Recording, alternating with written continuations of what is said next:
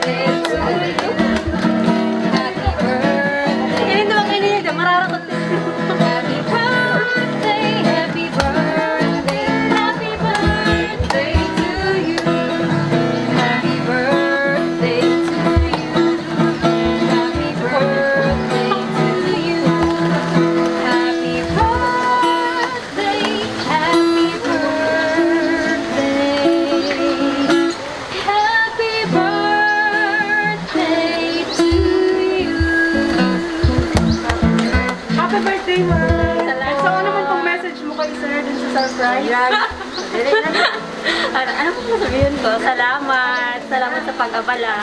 Dahil ka nakauli. Salamat. Thank you. Yun lang. I love you man eh. Saka na pag nakauli.